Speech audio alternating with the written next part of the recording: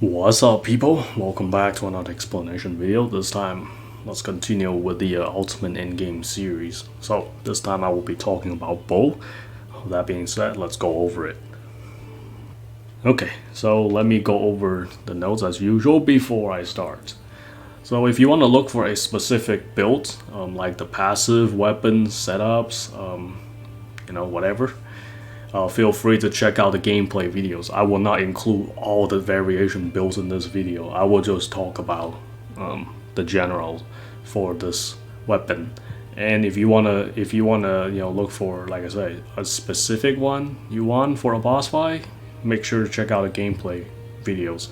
And this is a pure explanation video, so it will help you understand what are the things I'm using and why I'm using it. And that way, for all the gameplay videos, I don't have to explain it anymore. And with that being said, let's go over the bow. So the bow you want to look for is the SP Power Shot bow for the end game. This is the best bow we can get for our user. So the bow doesn't have a lot of stats in it that we actually want. So just make sure you get all you can with the highest, as high strength as possible, dex and attack. Accuracy don't matter too much because it's always gonna not gonna matter too much. But if you want to do it without the Zen fighter, you can. Then you're gonna look for the high dex and the accuracy. Nonetheless, usually gonna be max anyway, unless you get some really low ones. But other than that, let's go over the customizations and setups and stuff.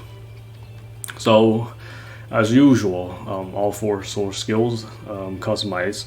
Fixed Peer will be your DPS source skill, obviously, because that's the only one that hits really hard. It'll be nothing but agility.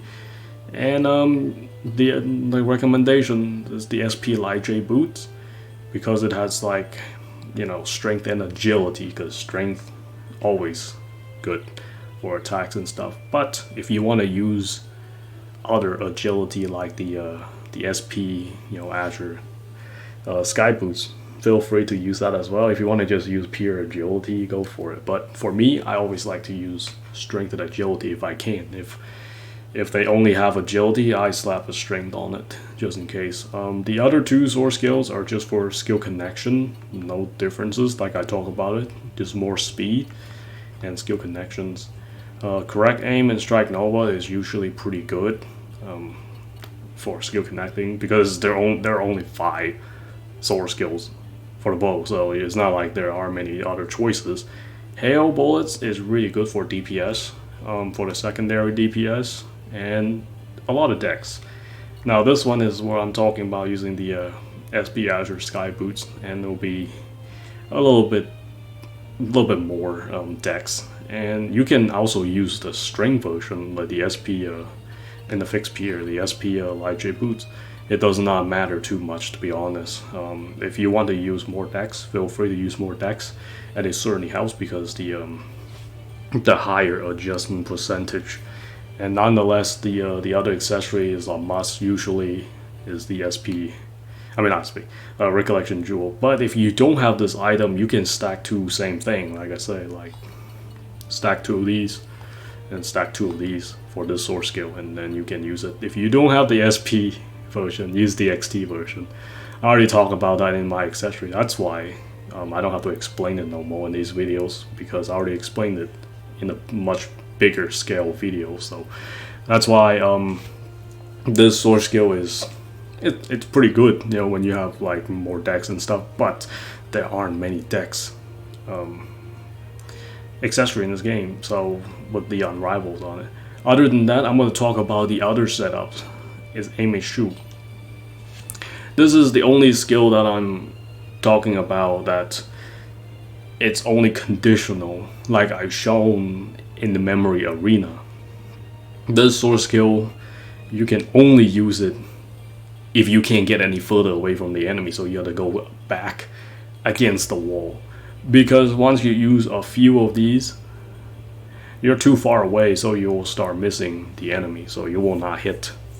This is the only source skill I wish they made it like you can hit the enemy however far you are. And this will be a very good DPS for the Sky Dancer. So this, if you want to use this for Kirito, you can, because I already shown how to do it. But just make sure you put on 2 Sky Dancer. I'm not. I don't think it really matters which one you put on, like the SP, SP Aurora belt or the SP fish scale belt. I mean, it's fine, and the other one as well. Let me see if I can find. I'll just scroll up a little bit. Yeah, let me see. Where is it? Oh, I think it's in the clothes section. It's like there's a few different versions. Like, I mean, anything with a Sky Dancer will work. Like, you know, Caroline cloak will work. You know, SP Heavenly cloak will work. I mean, so it's fine. Anything with that is fine. SP Heavenly cloak will be good because you got double agility. But if you want to use the SP Aurora belt, will be really good because it'll be double dex percentage, or double fish belt if you want to do the arena, because it actually gives you 10%, because like the passive gives you 5%, so if you stack 2 of those you get 10% more attack. So it's actually really good to use the fish belt in the arena. That's why I always use the fish belt in the arena for the extra few percent attack increase, because we don't get no max attacks in the arena. But outside of that, this sword skill really doesn't work that well outside of it. It's better off just use hail bullets, because it's just, like I said, you're gonna miss the target and it's not worth it to use it outside of the arena.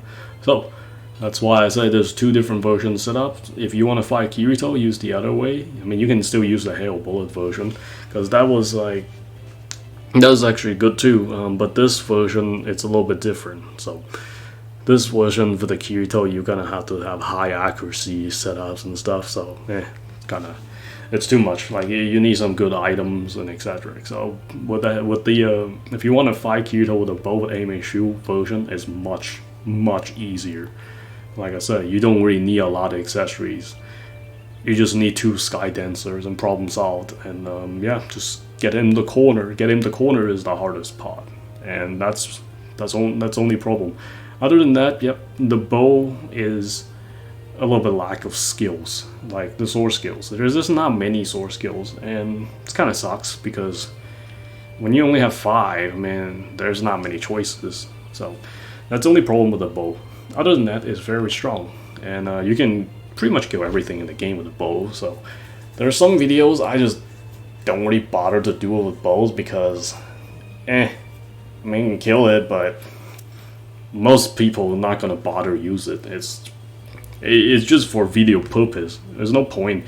It's not like it's not really, it's not really the recommendation to farm anything with a bow. I mean, it is fun if you got nothing else to do in the end game. I guess you can try with a bow and have fun, but it's not as fun as it used to be. But if you are in the early game, it's still pretty fun. But end game wise, besides killing bosses like a few times, and that's it. So a lot of times you really have to buff swap to fight some of the enemies. Some enemies you don't need a buff swap, and it's kind of sucks. Like I said, bow's missing the damage multipliers, missing a few sword skills and etc. And missing a good bow. That's the thing, in the end game we don't have a good bow. So a lot of downgrades for the bow for some reason in this game, but we'll just have to see in the next game. Other than that, that's pretty much it for the bow explanation. And it's like 2 different play style, but literally one. I mean, the other style, it's kind of hard to do. Like I say, the aim and shoot is conditional. Everything has to met in order to use that method, so I wouldn't bother it.